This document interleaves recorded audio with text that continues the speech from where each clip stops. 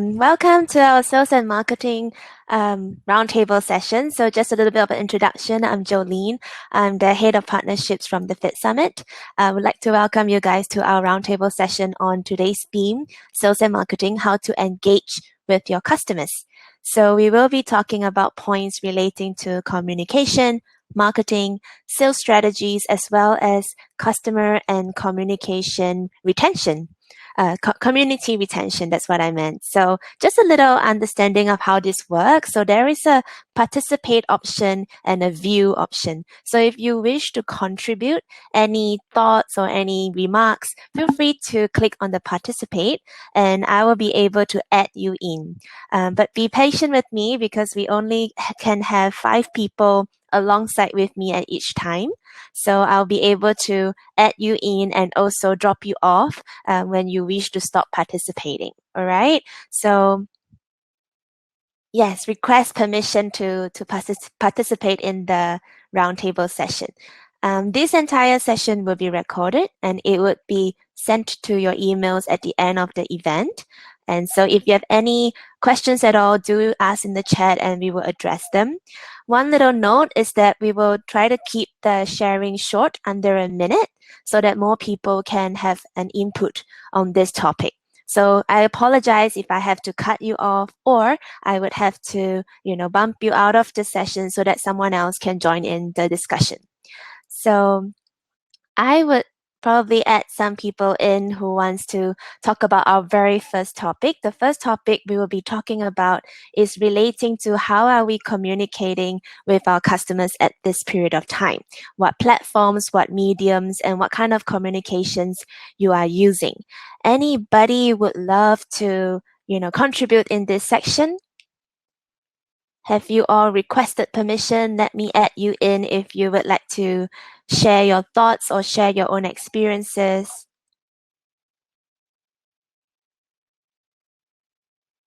How about Tesh?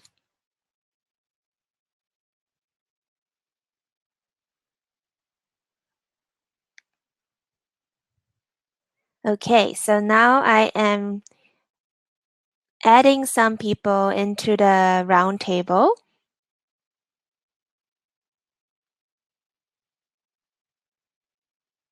And if you would like to be contributing, do sound me out as well, so I'll be able to add you in.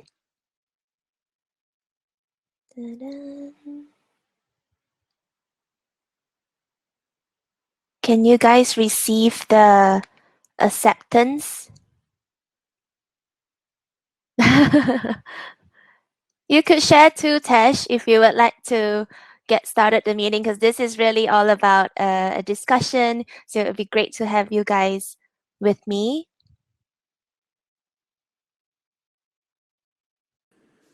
Hey.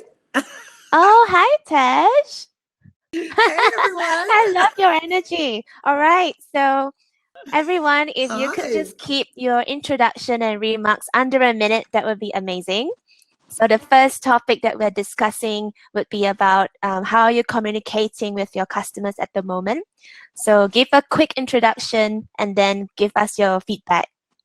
Tesh, would you like to start? Okay. Well, first of all, it's like 1:34 a.m. in Calgary, so I'll give you that one. I work with boutique studio owners. So I've worked with 50 plus boutique indoor cycling studios. And we do training. So for me, I'm just trying to keep my studios feeling good and amped up and pumped up, as well as staying connected with the clients. I also teach Legree as well. And indoor cycling studios is just trying to keep the clients connected to the instructors and the studio owners and keep my studio owners pumped up in this time. Nice. That's what I'm doing. I'm just pumping everyone up. I think your energy is just very contagious. That's how you do it. I love it. I love it. Yeah. Awesome. Some people do. Some people are like, woo. Awesome. Olivia, I see you on the line as well. Could you give us a very quick introduction of yourself, where you're from, what you do, and also how are you currently communicating with customers, which platforms, which medium, and what kind of communications? Hi, so I am Olivia and I work for Keep Me AI, and we are a member revenue platform. I think in terms of how we're communicating to our clients currently, it's just really, as we kind of provide like a digital service, it's just really understanding what they need from us or what they want from us in this time. We work a lot with retention and obviously growing other revenue streams. So I think it's just understanding from them how they want to use our platform best at this time in terms of member engagement, and also coming out the other side, how they feel utilizing the power of AI, which is what our platform is fueled on, is going to benefit them in the long run. Wow, nice. How have you? What are some ways that you think your communication strategies and or your branding strategies have been different so far as compared to before this entire virus situation? Has it? I think for us, it's more, I think the luxury of the virus is that it's given us time to kind of slow down and reflect. So I think rather than focusing on growth and focusing on the way that we're helping kind of clients use the platform in different ways, we're kind of looking at what they're currently doing and how they're adapting it. So that's been interesting from a learning point of view. And I think as well, just kind of using these few months as more of a listening process and understanding what the market's needs, you know, are coming out the other side in a way that we had a good understanding before this, but kind of learning and listening from what the clients are experiencing, and then therefore how we can build in features or bring forward features that we have coming up that's going to best support them when they come out the other side. I love it. All right. Yeah. So anyone else who wanna join us in the panel, please sound us out. We would add you in. It seems like it goes strong now. Oh, hello. Hi, everyone. Hi, Igor. All right. So it's your turn. Give us a quick introduction of what are you doing, where you're from, and also a little comment on how have you been communicating with your customers, any changes before and during this period of time.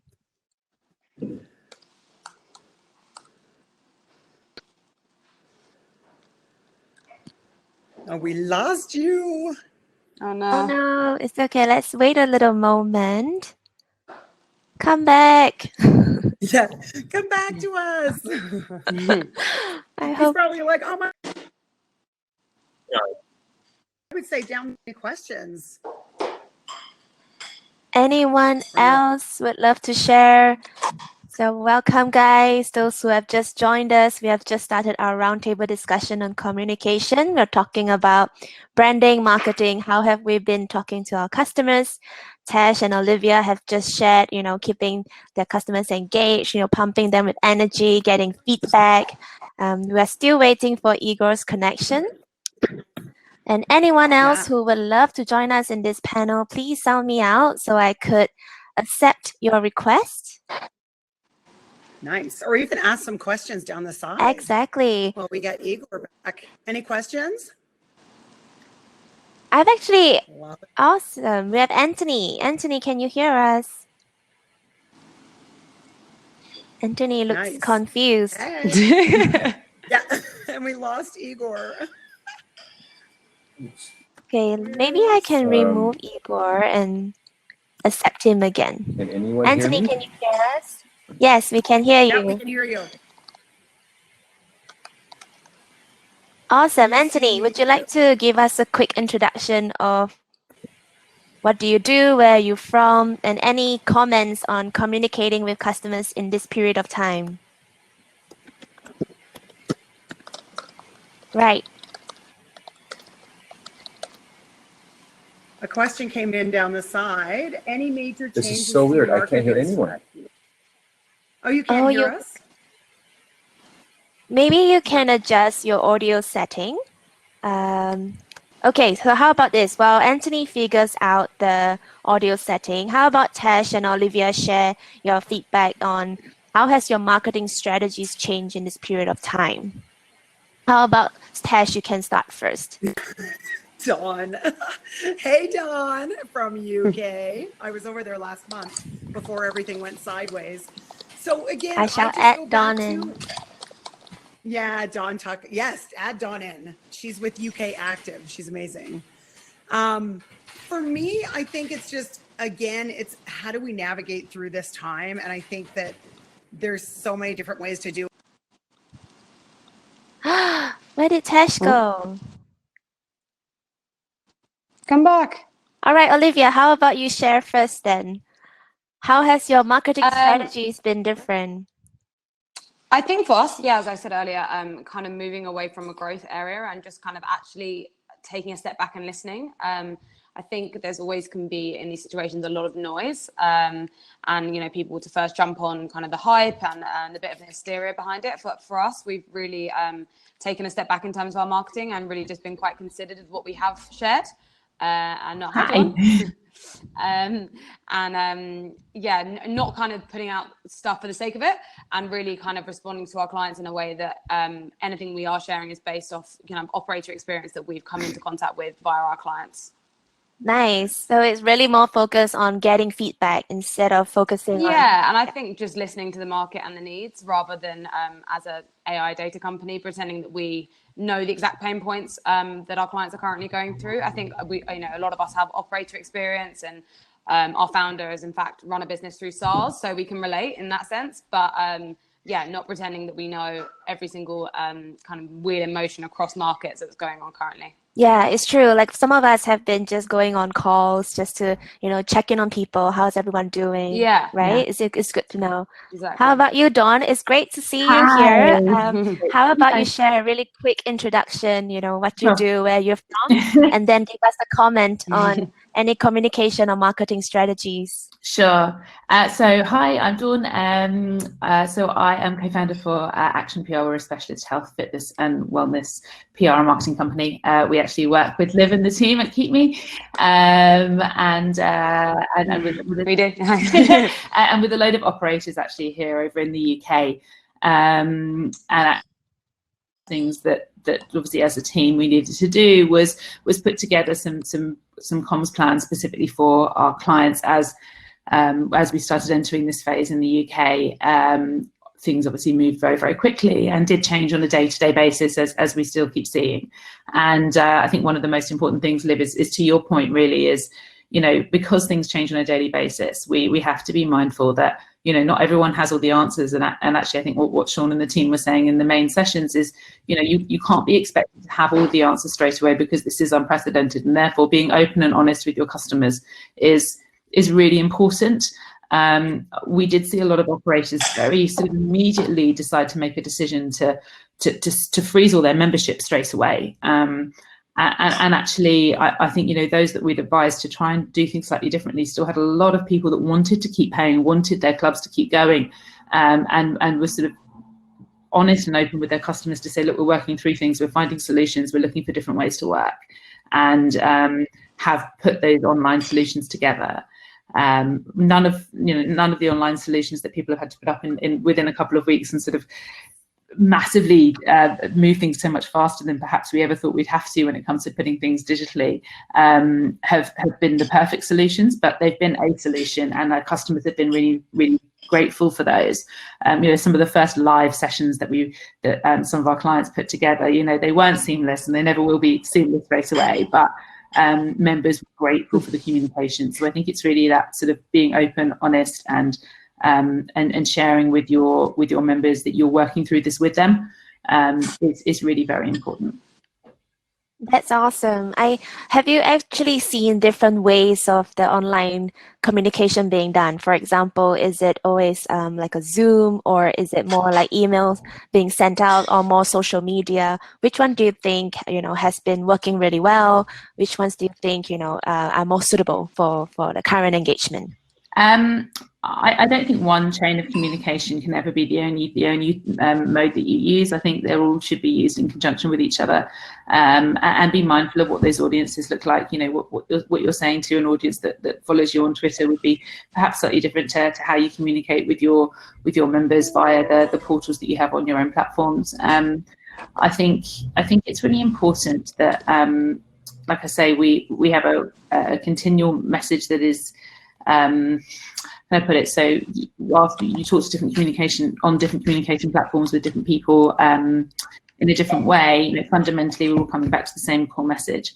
We have a lot of clients who, one client in particular over in the UK, who has developed a sort of a great suite of online options for their members, and that's been sort of building week on week as they speak to new people to partner with. And it's been an opportunity for them to speak to new audiences and speak to their customers regularly and update them on what's going on. And they've used different modes to do that. It might be via their email marketing, it might be via social media, it might be just on their website. And actually they've done a really good job of utilizing all of those platforms in a different way to gain more members, and they've had members stay with them and sign on to their sort of $9.99 a month online memberships, which has been great. That's awesome.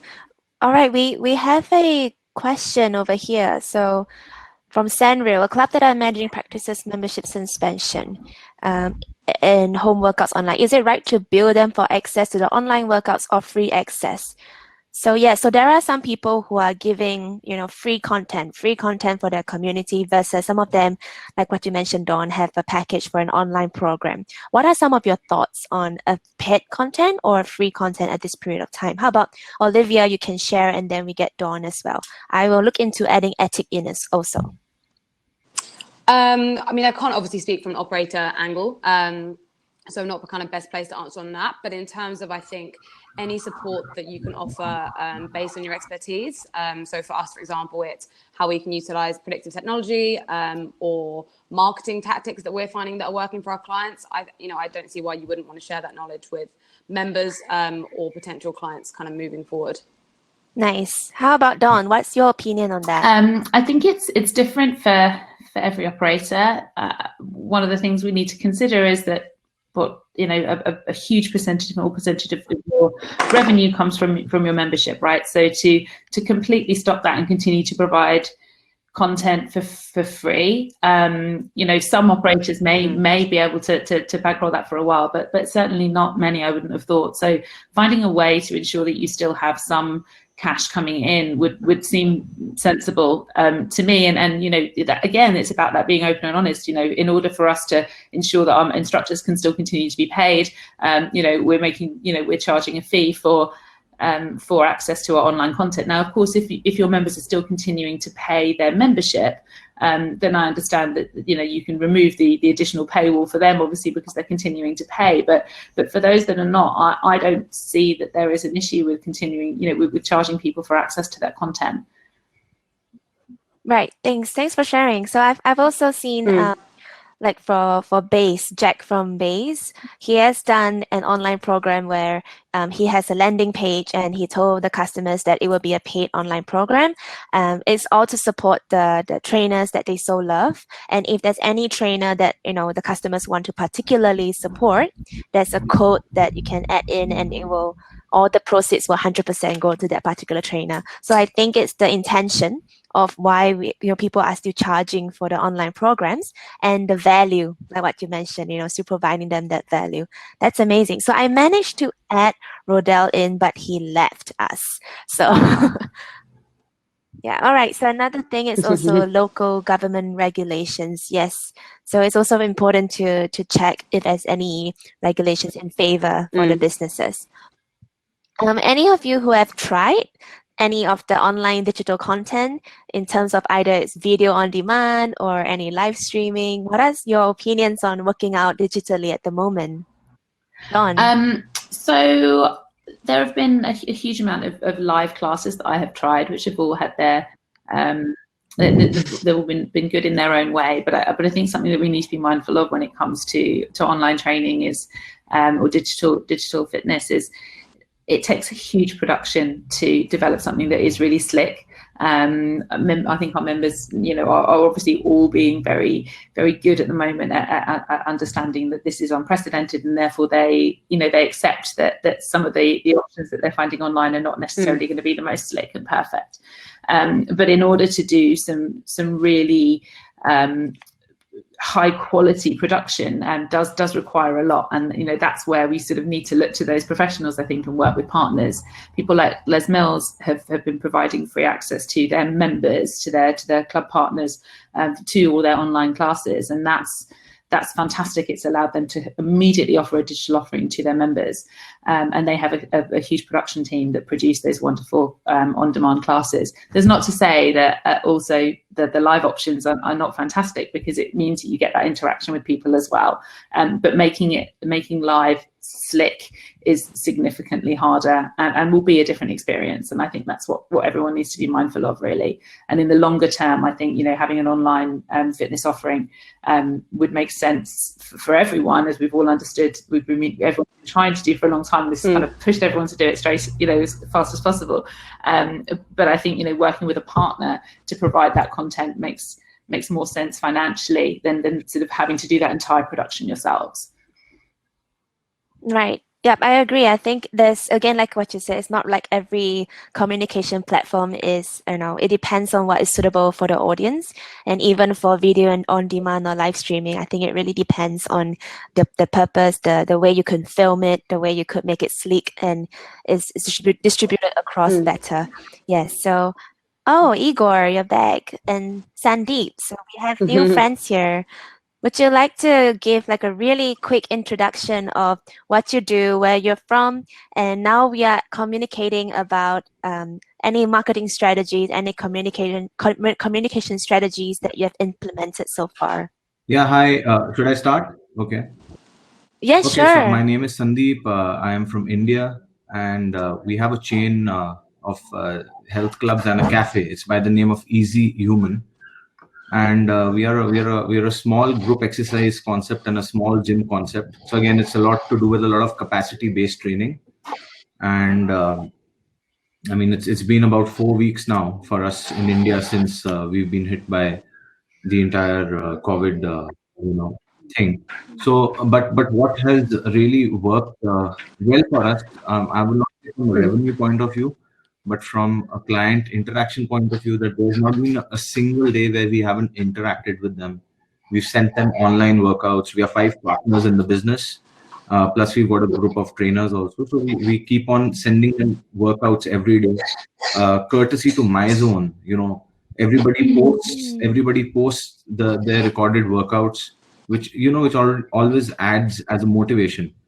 And one thing which I think we all are going to struggle with now is that when the members have already received such information on the digital platform, and they know that now I don't need to go to a gym to do this, and I can do this at home. First thing, we are not freezing the memberships. We've not even thought about that, to be honest. As of now, we've not thought about that. We've not frozen their memberships, but of course it's going to be a carry forward for them. But the way it looks like in India right now, it looks at least for another 4 to 8 weeks that this is going to continue till gyms get back to normal. One thing which is going to be a challenge is to ask for money from them while enjoying this digital platform now. And I myself am a nutritionist, and my partners are also nutritionists, and I've been doing nutrition counseling otherwise also. It's not like it's a new thing for me, but I'm finding it very difficult for people to pay up for nutrition right now, because they're very clear with their priorities, that they need to first take care of their house, and there are other things. So I just feel what the reason I have come into this session is to try and gauge ideas as to how do we cut down on thing, and how do we do that. Right. Thank you, Sandeep, for giving us insights on what you're doing in India. Thank you for joining in. And we also have Sarah, who can you hear us? And we have Hash back again. So anybody who would like to be part of this, I missed you guys. if you would like to join, the high energy panel, please ask for a request permission, and I'll add you in, and I can remove people who are not active or would not like to share. So so Sandeep wants to know a little bit more about how can we, still charge people at this point of time. Although we did mention a little bit about, giving paid content, but it's still not easy to get people to subscribe to the paid content all the time. So Tash, do you have any, experience with that in terms of charging customers at this period of time? What works so far have you seen? I think it's tough because I kind of want more information. So you were a small personal training place and you guys have gone to doing workouts. So you're charging for your workouts right now, like a digital, No. right? No, right now we are not charging them for our digital platform. But okay, let me give you numbers. Let's say we have about 115 to 120 active members, out of which 75% of them are into group exercising, and the balance 25% are actually into personal training. Yeah. So what I really find interesting is that the workouts which we demonstrate and give them is something which we would do for our online personal training clients. But everybody is taking so much active work that I feel is going to open up the personal training market for us once things resume. Yeah. But what happens is when you ask somebody, okay, instead of paying an X amount for a session, even if I was to reduce it by 50%, I just have a feeling a lot of people are not going to be, because they're getting it for free right now. Yeah. They just feel, oh, it's cool. But the moment you ask for some money, it becomes difficult for them. Because I mean,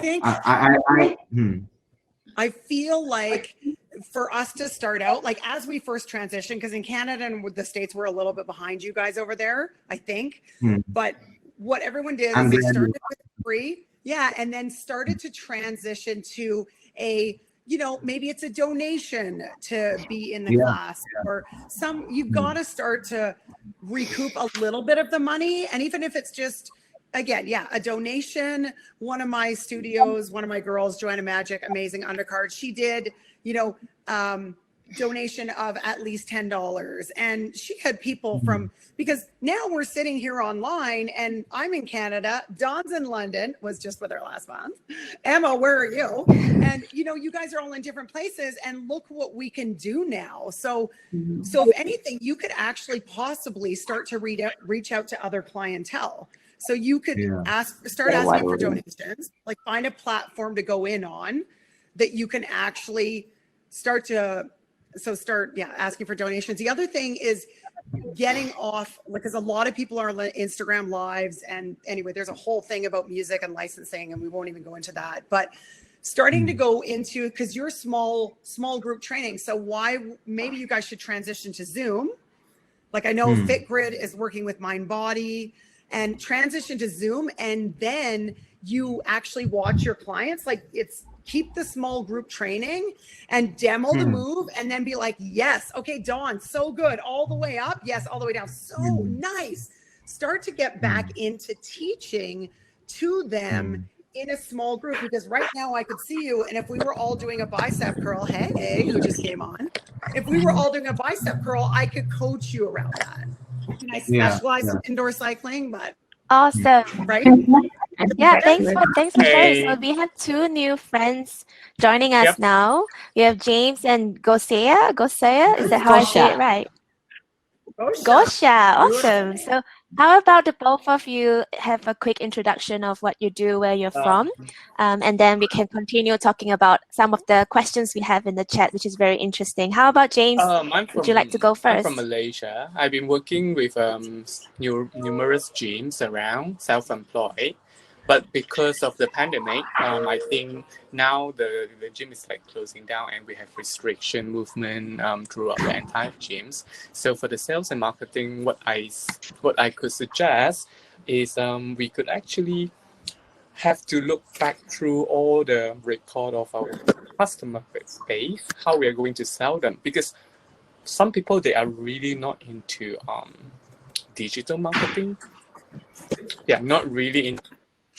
They do have special requests, and they could really spend on that. Then we could do a personal, but we need to get approval from the authorities, especially for the Ministry of Health. Awesome.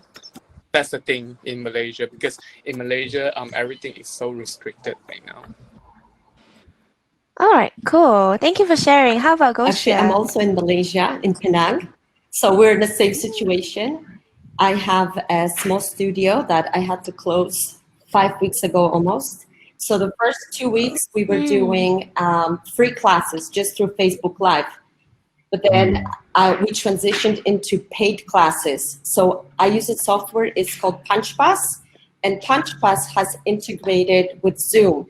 So when people come into the PunchPass, they sign up for the classes through PunchPass, and it takes them straight into Zoom. And we do charge our members. We don't charge them as much in a studio, but we do charge a fee. So I think it is possible for people to still continue the classes with paid content, because there's so much content out there that is free, but it's not very organized. When you have a specific software, specific platform where you can organize your classes, and you can also record them through Zoom. And then what I do, I put them on a Facebook page so people can access them at a later time. People don't mind paying because they know that we're putting so much effort into it. So I just want to say, don't be afraid to charge for your services, because people will pay for it. They really appreciate it.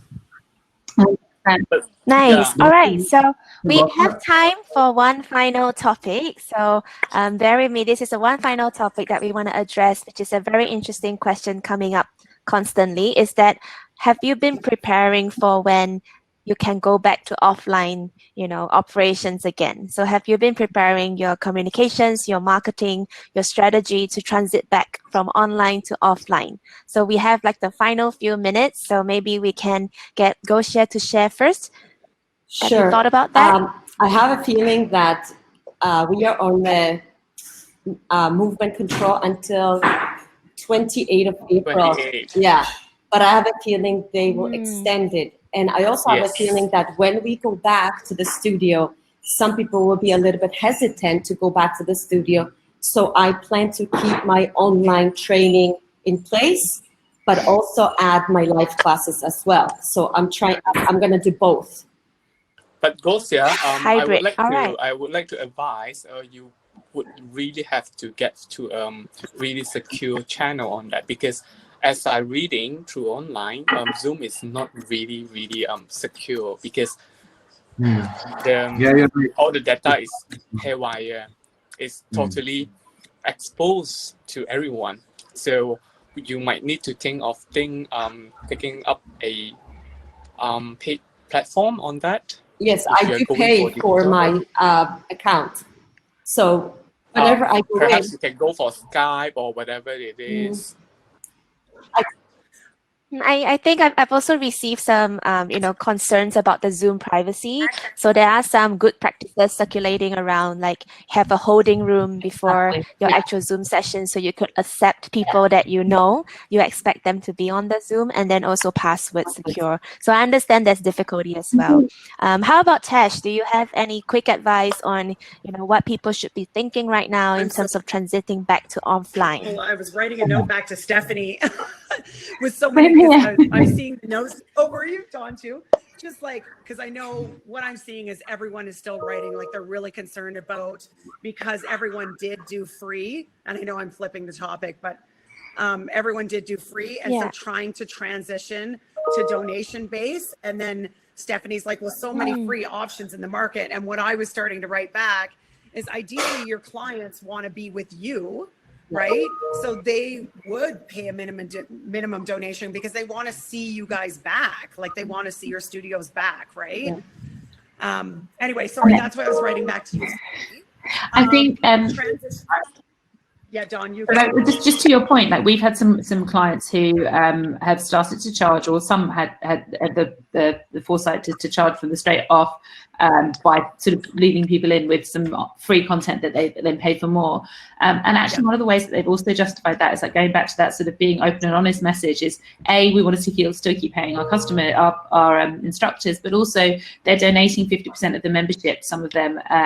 So people are continuing to pay, but 50% of that membership fee is going directly to the National Emergency Trust Fund in the UK. So people are continuing to support their clubs and their instructors, but also there's the wider support required for the UK Emergency Trust, and I think that's really been a great way to keep those people that can afford to keep paying. Sorry, I know we're going back to that pay. No, that's so good, and you're helping our country too, right? Yeah, I love it. Love it. I think it's also really important to some of the points that people have been mentioning on the side here.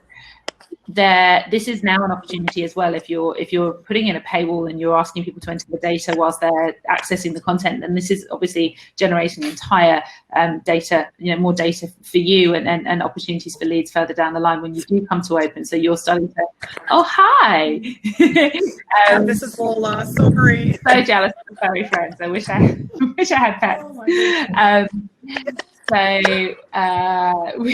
I'm too distracted by the gorgeous cat. I'm so sorry. Cat has to go, Tash.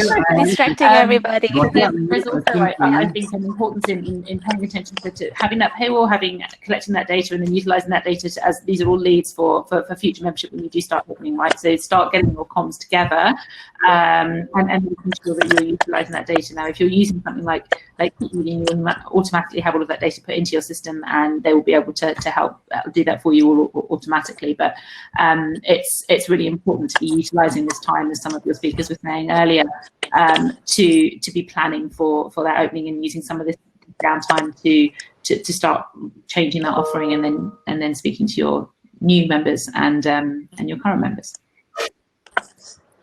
Sandeep, you were saying something. You wanted to share. I want to ask Gautia a question. You just said that you when you are doing the Zoom classes and you're putting them on Facebook again, and people have to still subscribe for that to come and see that class. What is the success rate for that aspect of online training? See, there's a difference in an online live happening that time versus something happening later. How have the two been different for you? Okay, so the reason I have a Facebook group, and it's a private Facebook group, only the paid members can go into that Facebook group. I have it there just in case some people miss a live workout.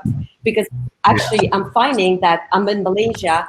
I have some ladies joining me from Australia, from Canada, so they're on a different time zone. So then they want to do the replay of the classes. So that's another. But Gautia, are the number of people joining, is it the same? Sorry? Are the number of people who join in for your live class versus who come in later for the classes, is it equal? No. Or? Most people join the live class because they want the interaction. Because with the Zoom, you can see who is in class. And most people, unfortunately, they turn off their camera when we teach a class. They don't want to be seen. But they have the feeling of community, that they're not doing the exercise alone, but there are other people exercising with them at the same time. So it does create a sense of like, we can see each other, right? Because people miss seeing each other at the studio. Yeah. Yeah. And that's the thing. People love group exercise because I know there's a lot of panic, like after this finishes, will they come back to us? And the thing is they love group exercise. Like I'm trying to exercise at home. I have a gorgeous Stages bike at home. Yeah. Are you kidding me? Stacks Cycle Club is keeping me on my bike because otherwise, like I train indoor cycling and do it. Don't get it. I want to be out with you all. Yes. Right? Yeah. I think everybody was saying also that ultimately people still want the human connection. Ultimately, people still want to return back to the gyms and studios. So there's no fear in that transition in the sense. It's just a matter of how will communications be different. So that was interesting to hear.